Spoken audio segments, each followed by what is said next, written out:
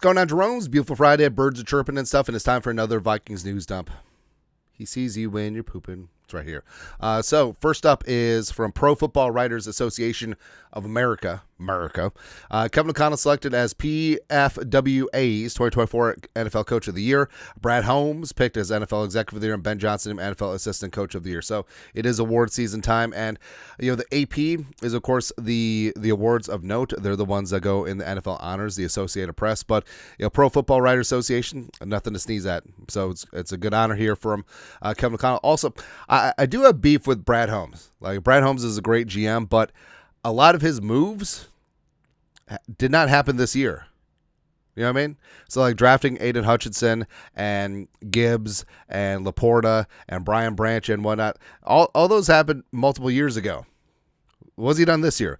It should have been Kwesi. Should have been a Kwesi signing up all the free agents. The greatest free agent class in NFL history, but okay. Okay. And then Ben Johnson. Again, I hold by my theory that Ben Johnson never smiled when he was in Detroit. Look at that. That's a mugshot right there. Yeah. So all of a sudden he's Buddy the Elf with the Bears. Please.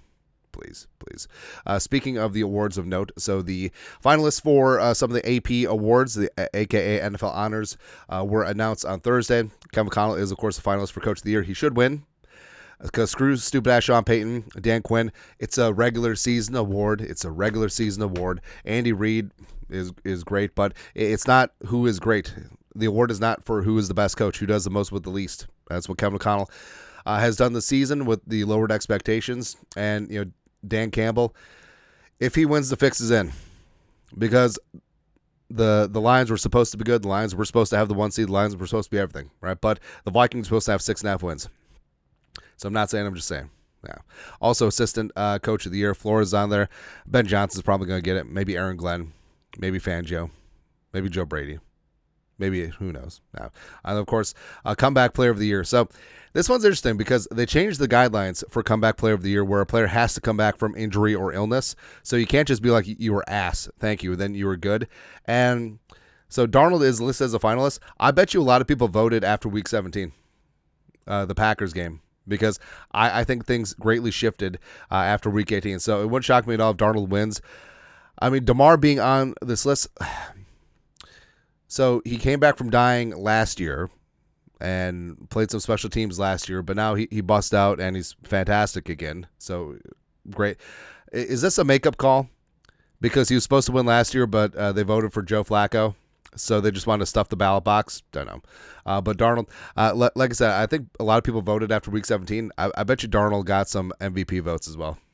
That's what happens, man. And it's kind of funny how this has been pointed out by several outlets, but it's funny how different the Vikings announcement of the award nominees went down. So starting in the middle, Coach of the Year, Kevin O'Connell has been named finalist, blah, blah, blah. Flow! Exclamation point. 2 exclamation points. Flores named finalist. And then Sam Darnold has been named finalist for AP NFL Coach. And this is like, it is your birthday. Not even an exclamation point. Slinging Sammy Darnold, a.k.a. America's quarterback. Can't even give him a little bit of love because you're mad about how the last 2 games went down. It happens, man. It happens. All right. Speaking of Kevin O'Connell. So, we're not in the business or habit of breaking news. And we're not going to, but sometimes we hear things because people tell us things because we have a trusting face. Right. So, again, this is not reporting news, but the scuttlebutt of what I've heard is that Kevin O'Connell's new contract is basically just tearing up the last year of his first 4-year deal, 4-year contract through 2028. So, new cash, new money, new deal, 2025, 2026, 27, 28. So 4 years, $16 million per year average, making him just outside the top 5 in terms of average per season for coaches, deservedly so. And now, let's rack up and stack up some playoff wins. Plus, the 4 years, it's no coincidence that syncs up with the tail end of J.J. McCarthy and Diamond Dallas Turner's rookie deals with that 5th-year option. It's important. As for Kwesi, so as of right now, nothing has been official yet, but it's going to be a multi-year deal. It's not necessarily going to go the length of Kevin O'Connell's, even though they are a bit of a package deal, but he would be a top 10 paid GM at the end of the day. So take care of things. And also, I honestly don't care how much they get paid because there's no salary cap. So there you go. Yeah, but people criticize Kwesi, people criticize Kevin O'Connell, which is fair. They're not infallible, but they've had some good success. I think that they're building and heading in the right direction, and there's no one I'd rather have run this team over the next 4 years than these two jabronis. So there you go. Next, rap sheet. The Bears request to interview Vikings passing game coordinator / DBs coach Daronte Jones for their defense coordinator position, sources say. Jones is highly respected, having worked with defensive minds such as Brian Flores, Vance Joseph, Vance Refrigeration, and Marvin Lewis, among others. And Jones is a guy that I like a lot. So he's had 2 separate stints with the Vikings as DB coach. He did have 1 season as defensive coordinator for LSU. I think it was 2019. And Jones is a guy that Flores constantly praises, unprompted, in his press conferences. And, Daronte, working with a mix of young guys and vets in that secondary, I think the Vikings got the most out of it that they possibly could. He's seen it as a up-and-coming defensive mind. I think that he should be a full-time defensive play caller sometime soon. And he's one of the guys that was on the short list of replacements for Flores if Flores did leave for a head coaching job. But since it looks like Flores is staying, Jones could look to get a play calling job somewhere else. And Chicago and stupid-ass Ben Johnson, I mean, he would enrich the Bears. I think Daronte would do great with the weapons that they have on defense, notably Jalen Johnson at corner, and also you would weaken a division foe by taking away Daronte Jones. And again, the Vikings cannot block Jones from interviewing if he chooses to, because you can't block a position coach from interviewing for a coordinator position, and you can't block any coach from interviewing for a head coaching job. So, Daronte, big time respect. If he does go to the Bears, I wish him luck, except for twice a year. That's it, man. Someone who is not going anywhere. So Ryan Grigson, de facto assistant to the regional general manager, Ryan Grigson. A Vikings fan page, a Vikings senior VP of player personnel, Ryan Grigson, was told by the Jets that he is out of the running for their GM job per Connor Hughes. It does seem like Aaron Glenn is going to be linking up with someone that he's familiar with, and that's his prerogative, and I absolutely love it for Aaron Glenn. He's going to do great things with the Jets. But now, so Grigson famously could not build an offensive line in front of Andrew Luck and then let him get beat up, and then Andrew Luck retired way too early. But I always forget that Grigson's with the Vikings. And then when I'm reminded, I'm just like, oh, yeah, that's the guy who traded a first-round pick for Trent Richardson. Right. As well as he is the snitch who started Deflategate. We could have, mercifully, saved a year and a half of just nonsense headlines day in, day out if Grigson had just kept his mouth shut. That's all I'm saying. That's all I'm saying, man. But Grigson did draft Ryan Kelly, center coming out of Alabama, so maybe inside track. We'll see. Speaking of, I have no transition, but our guy Thor Nystrom, you'll talk about the Vikings potentially trading down from 24. Now, I know people are like, oh, but why would we trade them? Vikings don't have a ton of draft capital. Plus, if they see a bunch of players that are flat in terms of value, move down and get some more. Love to see it, man.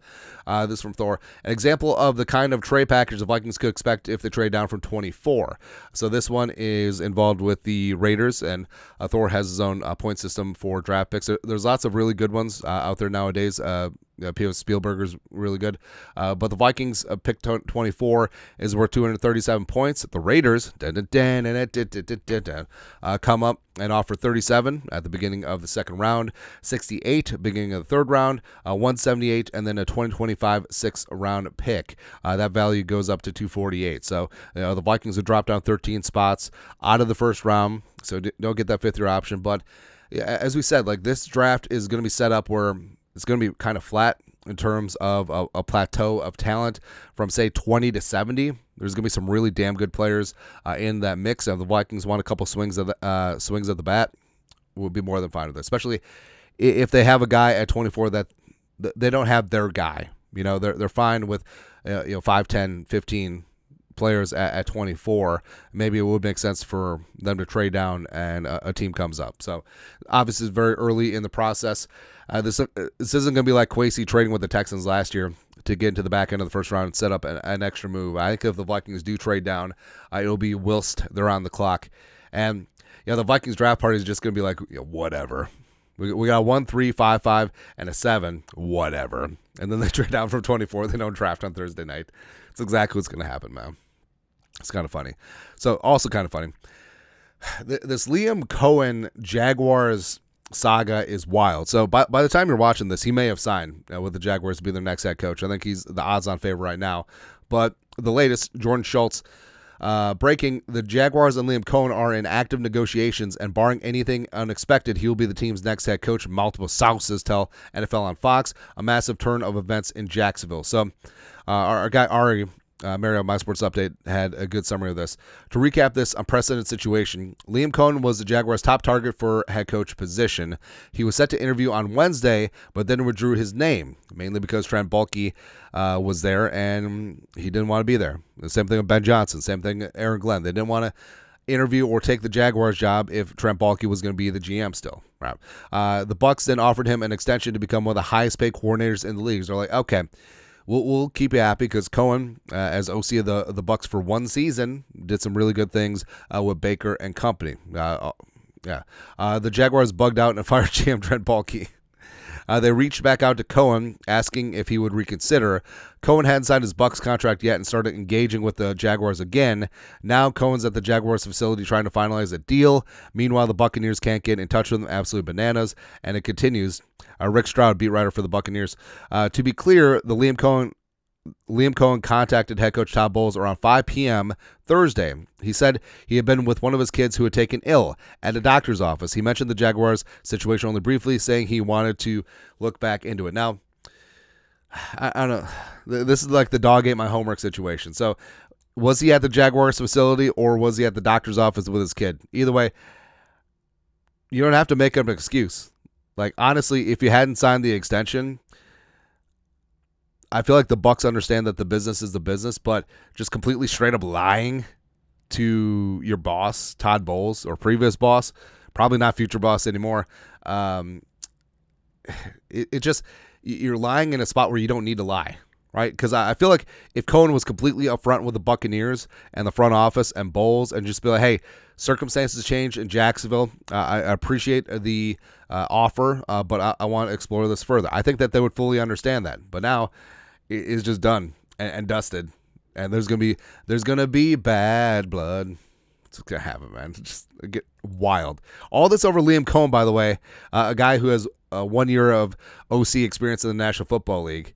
And his claim to fame was like, oh, I kind of know Sean McVay and Kevin O'Connell from our Rams days, and I was OC of / quarterbacks coach for Will Levis when he was actually decent at Kentucky. That's it. All of the Shad Khan's literally rolling out the red carpet for someone who's destined to be mid. I can't believe it. I mean, coaching musical chairs makes you do crazy things. It really does. Yeah. Lastly, ending on a somber note. So charges have been filed against the woman who was allegedly the driver of the vehicle that took the life of Khyree Jackson and two of his friends back in the summer. Yeah. This is from Star Tribune. A Maryland woman charged in crash that killed Vikings rookie cornerback Khyree Jackson and his friends. And I was actually thinking about the other day. Usually these things, like charges, come down relatively quickly. I wonder what took so long. But the driver of a car that struck and killed Vikings rookie cornerback Khyree Jackson, two other men in Maryland, crashed last summer, was arrested and indicted Thursday with 13 counts, including criminally negligent manslaughter, homicide as a result of negligent driving, and drunken driving. Jackson, fourth-round pick in last year's NFL draft, out of the University of Oregon, a Maryland native, died in the wreck that occurred shortly after 3:10 a.m. on July 6 in the Washington, D.C. suburb of Upper Marlboro, Maryland. Now, getting justice, won't bring these three souls back, but it is good to hold the responsible parties responsible, right? And just really tragic all the way around. And I know that there's rumors, conjecture flying around all over the place, but we're with Khyree and the situation, we're just going to stick with the facts as they're reported, and hopefully justice will be served for the Jacksons and all the families involved. And yeah, just a bummer. Yeah. Anyways, that's Friday Vikings news dump. You guys are the best. You know what to do. Skull production value.